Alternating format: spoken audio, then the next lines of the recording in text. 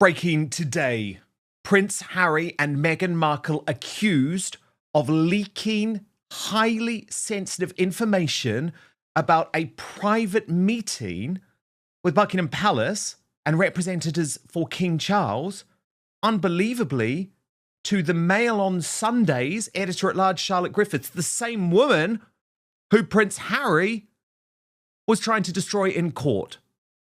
Charlotte Griffiths has made these revelations in an astonishing new front page article for today's Daily Mail, where she also reveals Prince Harry's latest drug shame, which involved pulling out some type of pill. She claims it may have been paracetamol, putting it on her tongue and saying, "Now I know I can trust you." This, by the way, was within seconds of meeting the then 27-year-old newspaper journalist. So Harry is in deep trouble on a whole load of matters. And he knows, because yesterday he tried to blame, and this was the GB News spin, he tried to blame soaring London temperatures and a heat wave as the reason why he snuck into the Chelsea hospital and was not pictured at all. Today he has broken cover, visiting the Birmingham Children's Hospital, where he is patron of the charity Well Child. He looked emotional as he hugged a nurse and engaged with the children. But of course, guess who hasn't showed up to support him? That ever-loving wife, Meghan Markle, who any time the shit hits the proverbial, hits the fan, seems to disappear. Don't miss a single update on the stories that actually matter. I'm breaking down the news every day, so make sure you subscribe to never miss a beat. Click that subscribe button right now.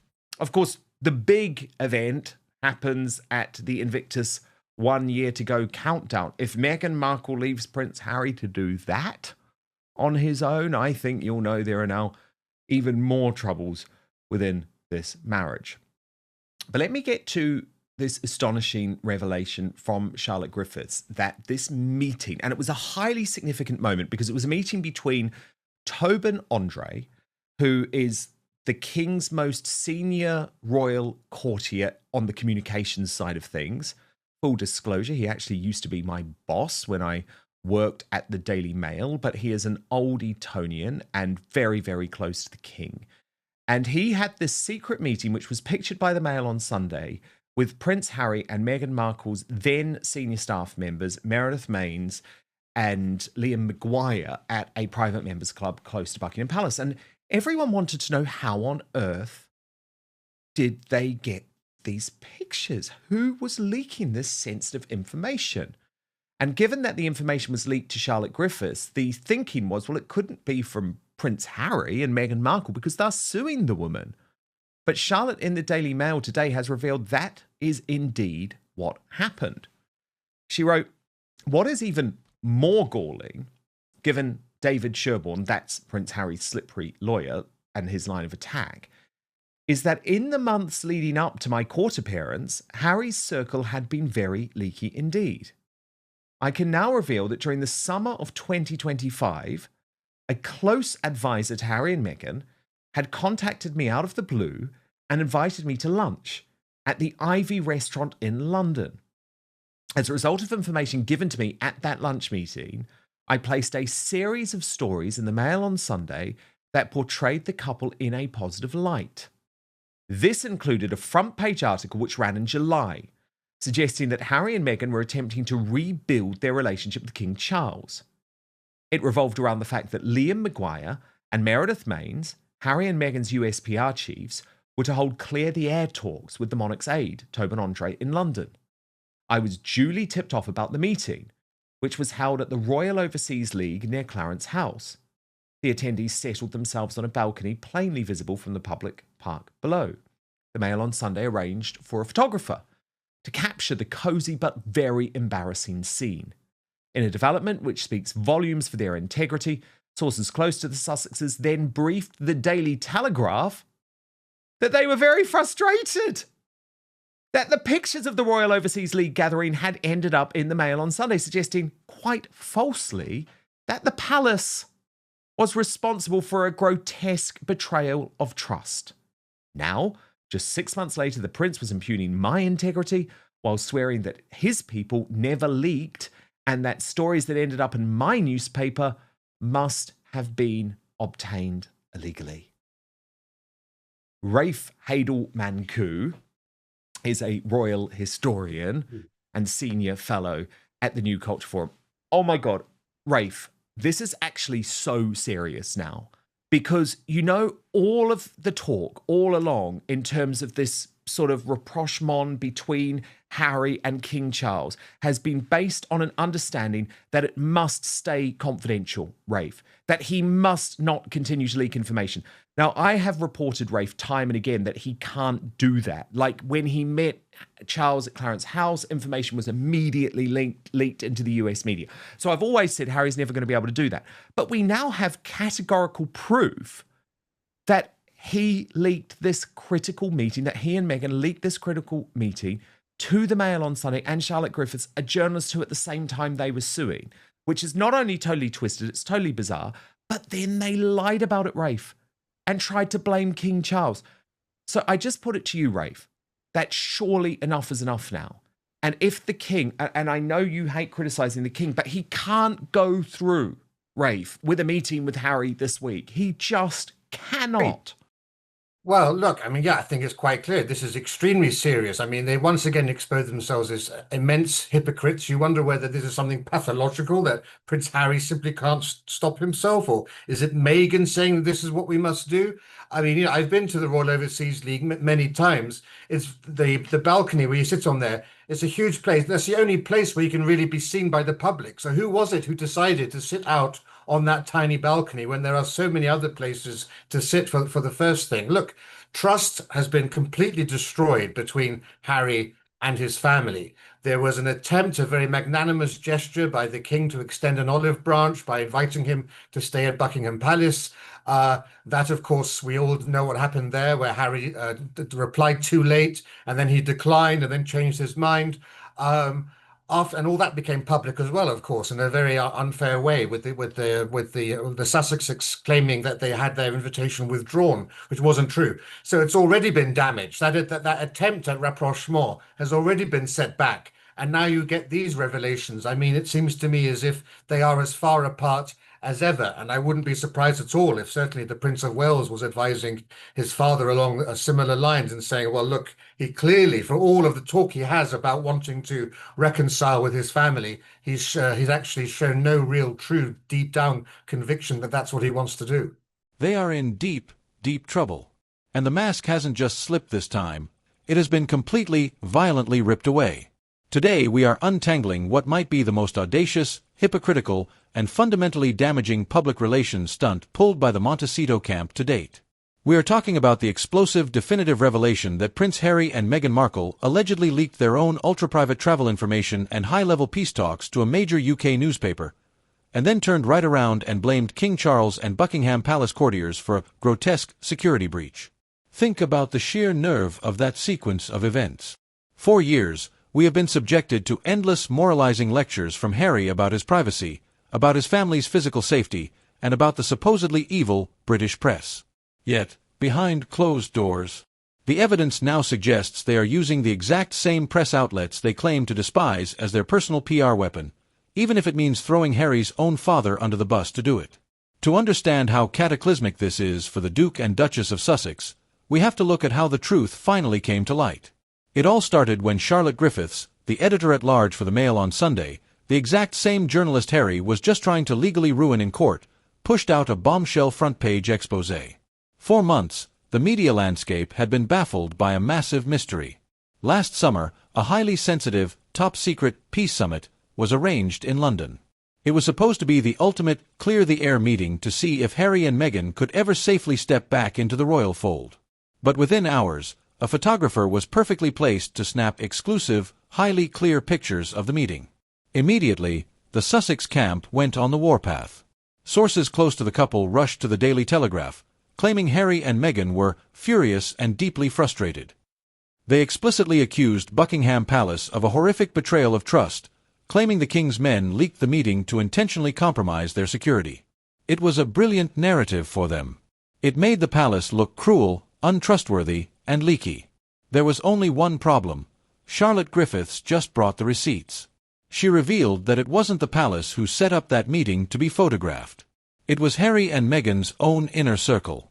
Well, I couldn't agree more, Rafe. I mean, seriously, the fact that he will actually work with newspapers and leak private information to newspapers who, at the same time he is trying to destroy and trying to make out to the public, are so morally reprehensible that they should not even be in business, proves to me, once again, and you know that I've been very hot on this for a number of years, that Harry and Meghan, you cannot trust a word that they say, because they will say one thing in public, Rafe, when it suits them politically, but then act in a completely different way behind the scenes.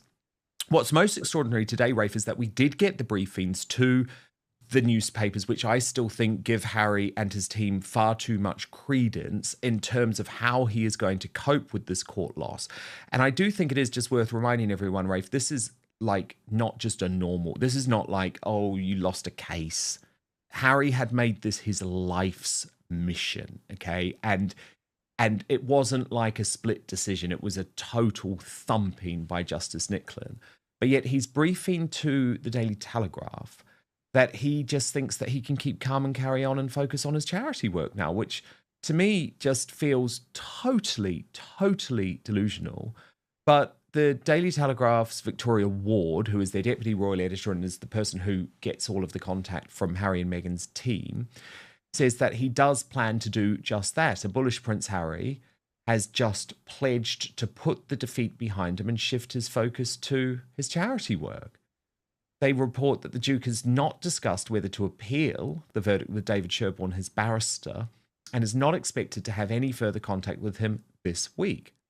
One source said he was determined not to let the ruling further overshadow his charity engagements. He was unlikely to spend any more time assessing his next steps until he returned home.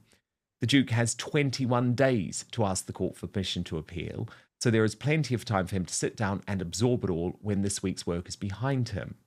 Plans to deliver a victory statement, which were being thrashed out right up until the ruling was made public, were swiftly shelved. The plan to have both print and broadcast media at an Invictus engagement that took place at the Royal Hospital, Chelsea on Wednesday had already been abandoned. The Duke was originally expected to be joined by his wife, the Duchess of Sussex, for private meetings and a reception involving Chelsea pensioners before he decided it was unsafe for her and the children to travel to London without any police protection. The visit was also due to be covered by the media, but at lunchtime on Tuesday, the plan changed. A source insisted it was because of the extreme heat forecast and the lack of shade in the hospital grounds, which meant the public element of the job, meeting veterans, had to be shelved. In the event, the Duke attended a series of private meetings before joining a strategy session with former Invictus Games hosts and partners. There were no reporters present and just an Invictus photographer to capture the moment for posterity. Today, he was back in the public eye, of course, and then on Friday, he will be met with a gaggle of photographers at an event marking the one-year countdown to next year's Invictus Games. But Rafe, in all seriousness, the only question that I am hearing asked now with people involved in the Invictus Games is for how long Prince Harry can actually even be connected to this organisation that, yes, he did found, but he founded it when he was a member of the royal family. And his constant terrible headlines are actually now posing a reputational threat to this charity. Yeah, and of course, he's lost association with so many other of the foundations and projects that he launched. They've all fallen around him in tatters, and this is all that he has left. And, you know, he's clinging to it as if it's a life buoy, because it's essentially the only thing keeping him and keeping his reputation afloat. I mean, let's be clear here. He has suffered the most devastating of defeats, an immense humiliation at the hands of the British legal system. It must be gnawing at him. He's putting on a brave face because his PR team have told him to put on a brave face. But you can bet your bottom dollar that media presence would have been there at the Royal Hospital, Chelsea, if he had won that case. He would have been smiling like a Cheshire cat. Instead of And that's why he wanted to stay in Buckingham Palace, Rafe. I find that so despicable. He actually wanted to deliver his victory statement or film something from within Buckingham Palace. I mean, that is just so bad. Rafe, can I ask you what you think about Meghan's disappearing act, though? Because the one thing that you will say about Prince Harry is that he is always there for that woman, no matter what terrible thing she does. I mean, I think of the example of her giving, this moment. Do you remember that? When she sort of mocked her curtsy to the late Queen, and Harry just had to sit there and shut up. And he was clearly horrified, but it's, he sort of supports his wife through all of these things. And yet, Rafe, have you noticed that any time the chips are down and that he's in deep trouble or he's being criticised, she makes herself scarce? And look, she may well fly in overnight because remember, they have to do this Althorpe filming at Althorpe for a documentary that they've got planned about the 30th anniversary of Princess Diana's death. But I would argue, Rafe, that she needed to be there for him earlier this week because this is a man who has just suffered a defeat which is really going to change the course of his life. That is how significant, in my view, the defeat that by the Daily Mail was. It was so consequential, and she's just not there, Rafe. What do you think that says about her? Well, she's a fair weather wife, isn't she? She's only there for the good days. She's only there when the sun is shining. When the clouds form, she rushes off. Her California character can't deal with cloudy skies. But I'll go back to that in a moment. But can you imagine? Because when he lost that case, he attacked the judges. He attacked his father's judges. It's the king's law, and he undermined the rule of law by calling it a whitewash. Imagine if he had said that from within Buckingham Palace. Let's just put that. Oh my God, I know. No, but it's such an important point. I keep thinking about that because it's the King's Court that he and Rafe, and again, just before we get back to the Meghan thing, that is why I think he can no longer be a Councillor of State. I know that you think he should stay in the line of succession, but like a Councillor of State, tell me if I'm wrong, Rafe, because you're the expert on this stuff, but a Councillor of State is there to effectively sign off laws and, do official duties on behalf of the king if the king is incapacitated in some way. So how on earth can you have someone as a Councillor of State who is criticising the king's own judiciary? While this PR scandal was exploding in the press, Harry's actual legal campaign was simultaneously suffering an absolute thumping ruin in the UK High Court. Mr. Justice Nicolin completely dismissed Harry's sweeping privacy lawsuit against Associated Newspapers, ruling that suspicion is not the same thing as legal proof. But it was what came out during the court testimonies that has left Harry in absolute deep shame. The defense brought forward evidence of Harry's historical interactions with the media that completely shatters his image as a media-hating victim. The most disturbing revelation detailed an encounter between a 27-year-old newspaper journalist and Prince Harry within literally seconds of meeting each other for the first time. According to the court details, Harry reached into his pocket, pulled out an unidentifiable pill, claims are it may have been paracetamol, though no one knows for sure, placed it directly on his tongue in front of her, and whispered, "Now I know I can trust you." What kind of bizarre, erratic mind game is that? It sounds less like a royal prince and more like a paranoid character out of a spy thriller. It proves that Harry has spent his entire adult life playing weird, transactional games with the press, attempting to buy loyalty or test people with erratic behavior, all while building a public brand based entirely on being a media martyr. The hypocrisy is staggering. It should come as absolutely no surprise to anyone that inside the palace walls, courtiers have completely run out of patience. Kate Mansi, the highly respected assistant editor of The Times, recently revealed that palace insiders have officially given Prince Harry and Prince Andrew a brutal new joint nickname, the Dukes of Hazzard.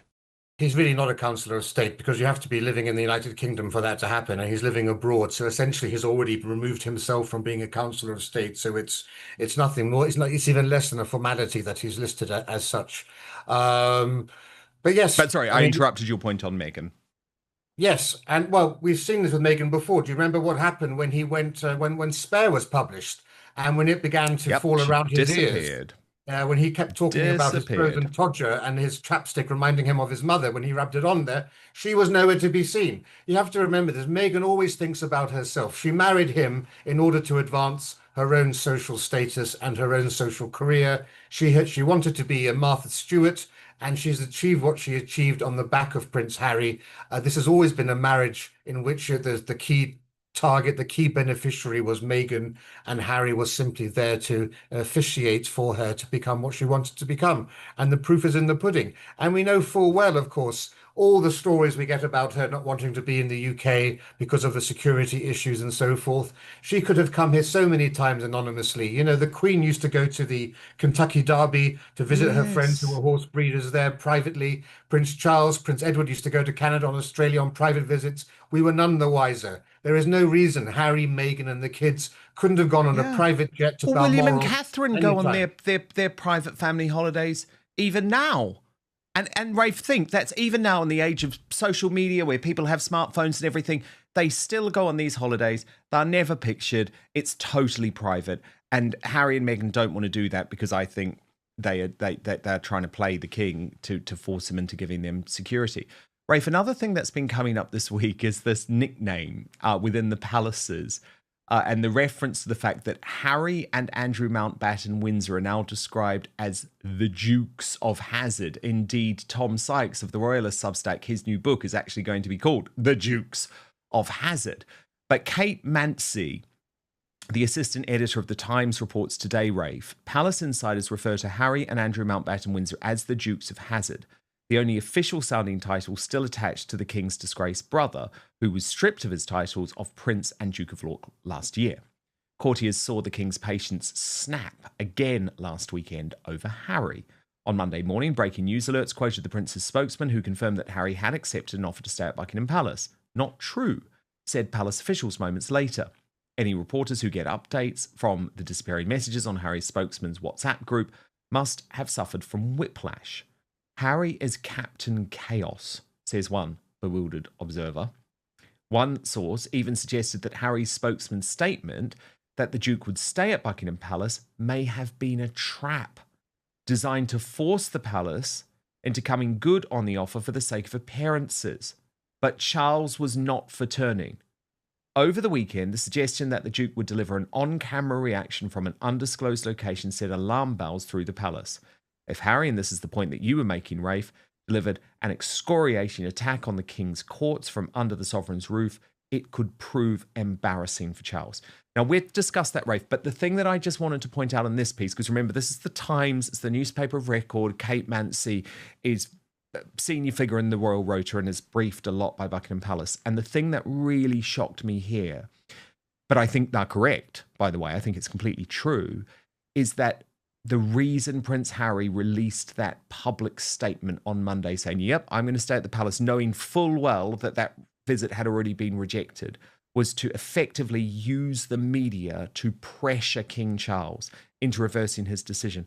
And don't you just think, Rafe, that is so cretinous. And again, here we have a man who's constantly moaning about the media, but he will use the media to try and shame and bully his own father. I just think it's the lowest of the low. Yeah, you're absolutely right. It's crass and it's so obvious. I mean, these are mind games and attempts at manipulation, which are so easy to see through. I mean, no, you'd have to be, a dunce at the royal household not to see what his game is.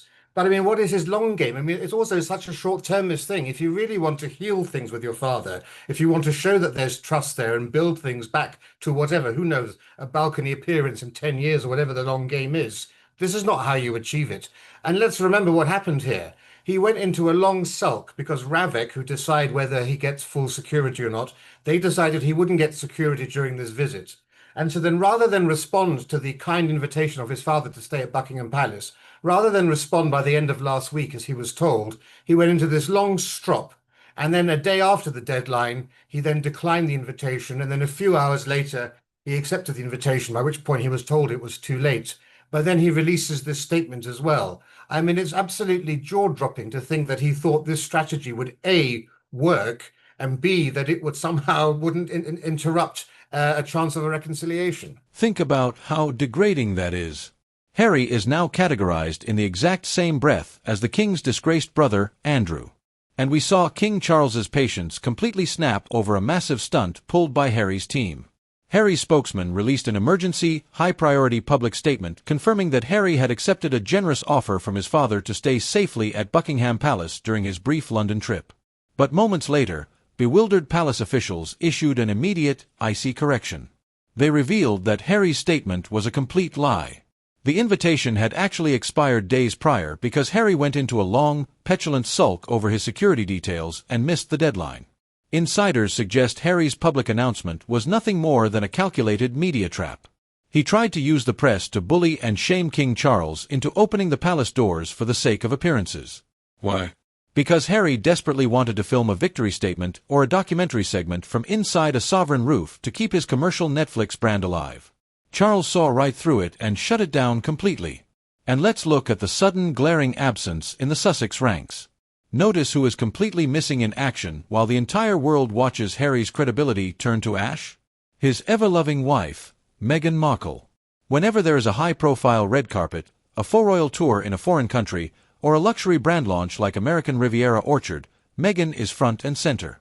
But the moment the legal defeats roll in, the moment the forgery scandals break, and the moment they are caught red-handed leaking info, she completely pulls a disappearing act. Commentators are now calling her a total, fair-weather wife. Harry has repeatedly ruined his relationships with his father, his brother, and his country to defend her. He sat by her side during the Netflix documentary while she openly mocked the late Queen's curtsy. He has taken the bullet for every single one of her PR failures. But when the chips are down for Harry, he is left to face the music entirely alone, walking into charity engagements looking visibly broken, while she stays safely insulated in California. If that doesn't tell you everything you need to know about the dynamic of that marriage, nothing will. The ultimate endgame for the Duke and Duchess of Sussex has become tragically clear. Prince Harry entered the UK High Court expecting to be hailed as a noble, untouchable dragon slayer fighting for privacy. Instead, he has been exposed as a deeply hypocritical, useful idiot for anti-monarchy campaign groups who leaks private data when it suits him and cries foul when he loses. He is trapped in a permanent loop of victimhood, completely devoid of the personal insight needed to see his own double standards. He tried to play mind games with the King's Courts and the King's Press Office, and he lost both. But as always, I want to hear from you. Is this the absolute point of no return for Harry and Meghan? Has the time finally come for King Charles to completely strip them from the official royal website and permanently exile them from the institution? Or do you think the palace should keep trying to extend an olive branch? Drop your thoughts in the comment section below. Don't forget to hit that like button if you found this deep dive insightful, subscribe to the channel, and turn on the notification bell so you never miss a breaking royal update.